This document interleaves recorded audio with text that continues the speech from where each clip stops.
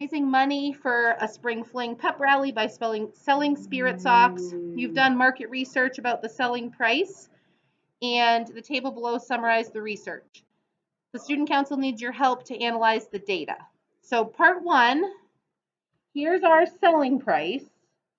Here's the number of spirit socks that we will sell, and here's our revenue based on, right? If I sell $0 times 500, I get 0. If I sell $5 socks times 400 sold, I make $2,000. So they want you to graph the number of spirit socks sold as a function of selling price. So they first want you to do this as your X and your Y. And we're going to look and see what type of function should we use.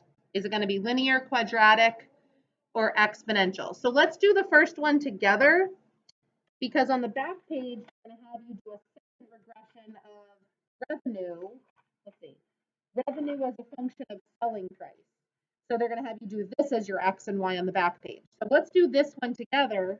Practice using the regression on our calculator. So you turn your calculator on. Does everyone have one? If not, there's one at the back of the room for you. And it tells you the steps, but let's do it together. So you go to Stat, Edit. So Stat, and then Edit. And then a list 1 and list 2 may show up. So to delete the whole list, if you arrow up and hit Clear Enter, it'll clear that whole list for you. Arrow up on list 1 and clear Enter. So that's under Stat, Edit. So then you're going to list in list 1 that 0, 5, 10. You just hit the number and then enter. So 15, enter, 20, 25. Hopefully you kind of remember how to do this anyway. And then 500, 400, 300. Can anyone make a prediction of what type of function this will be based on your rate of change? Yeah. Stat, edit. The stat key is right here under the word delete. Stat. And then if you hit enter on edit, so then you'd have your list entered in. So on the back page, you can do it yourself in a minute. But let's make sure we all entered our list to remember how to do this. And then we want to graph the scatter plot. And so to graph the scatter plot, we have to turn on our stat plot. So you go to the second key and the y equals key up in the upper left. So second stat plot, and you want to turn stat 1 on. So see how mine currently says off? So if you hit enter twice, enter, enter, it'll turn plot 1 on. So that way you can view the scatter plot. And then I like to hit the zoom stat key, which is choice number 9. So if you hit zoom 9, oops, error, syntax. I must have something in my y equals menu that I'm going to clear out of there. Did anyone else get a syntax error when they tried to graph?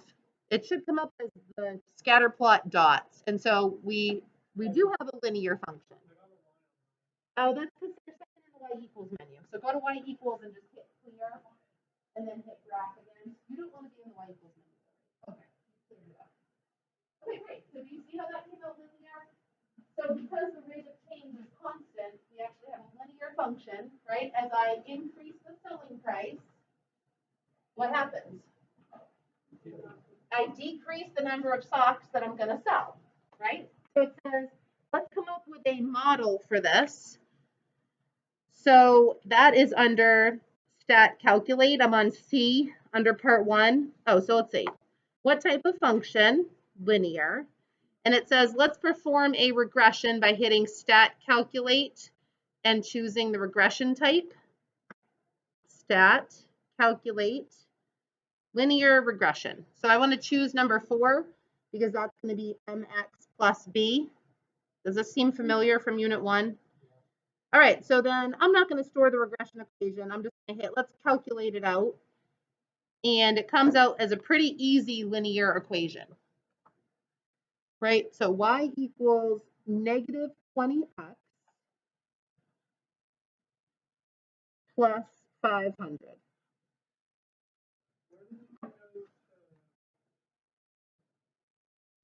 You try to do the regression or doing the graph? Do the graph. So can you go to second step plot for me? And then hit enter twice on that to turn it on. And then hit zoom 9 for step. Oh, there you go. There's some other functions. Go to y equals and hit clear to get rid of that. And then hit graph. So that's how we know it's linear. So now we're going to do this part, static calculate. Okay. All right, so don't forget you've already equation you put it back. So can you answer the next two questions?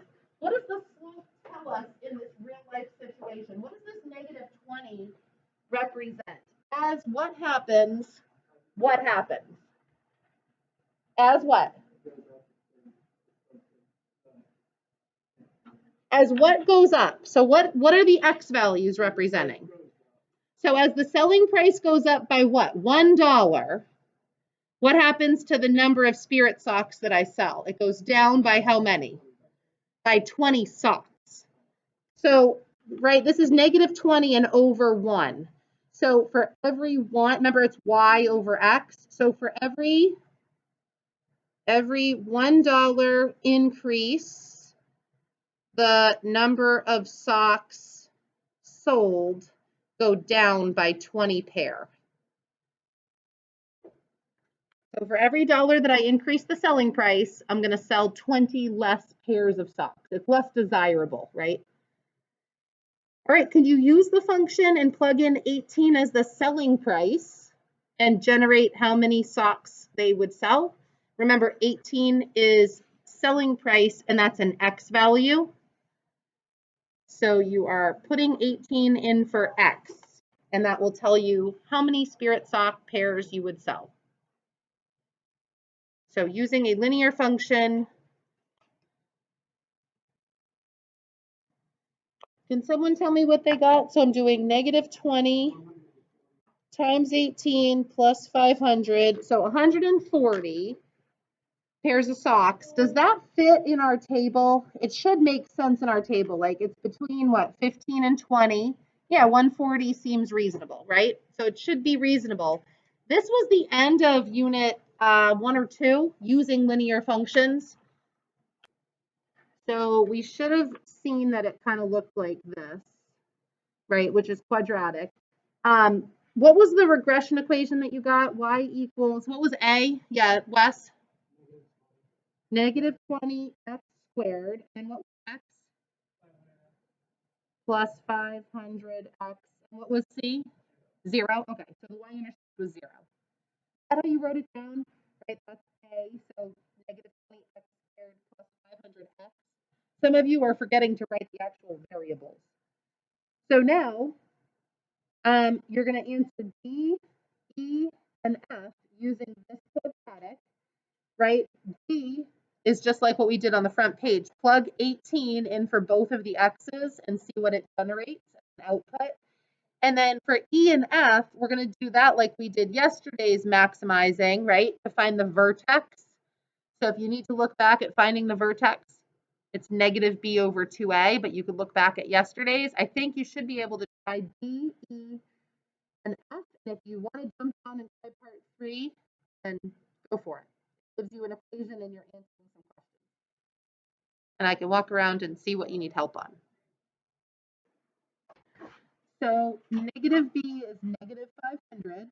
So I'm dividing by 2a, which would be negative 40, right? 2 times negative 20. So 500 divided by 40 is 1250. So the sweet spot, I want to charge $12.50 for a pair of spirit socks because students can afford it, so enough students will buy them. And then when I plug in $12.50, negative 20 times $12.50 squared plus 500 times $12.50, I make a revenue of $31.25. But that's my revenue. So I haven't taken into account the fact that I had to pay for the socks. Revenue is just your gross. Like that's how much money we put into our cash register buying or with student money. So now the student council in part 3 is trying to figure out their profit. Profit is what they actually get to keep in their bank account. So it takes into account revenue, but subtracts the cost with the spirit socks production. So here is the equation that models their profit, right? And it says if they sell spirit socks for $4, what's their profit? You're going to plug in 4. If they sell spirit socks for $15, what's their profit? You're going to plug in 15. What's the maximum profit they can make? And how much did they invest in spirit socks? So see if you can finish the bottom, or I can come around and help, but you're going to try to finish the bottom of that and then move on to either 411 or 414. All right, so you are going to want to put that last equation in your y equals menu and go to the table because they want us to check it out for when x is 4, when x is 15. So at 4, I'm actually losing negative $320. When x is 15, I make $1,000. And then to find the maximum profit, I want to go to 1250, right? Because that was my best shot up here of getting my maximum revenue. So I make $1,125. That's my maximum profit. So it says, what's the difference between part 3 and part 2's equation? So you can kind of see that the only difference between the two equations is this negative $2,000. So that is how much they had to invest in the spirit socks. So if you notice up here, you had 3,125, but your maximum profit is only 1,125. So we subtracted off the $2,000 that they had to invest in the spirit socks.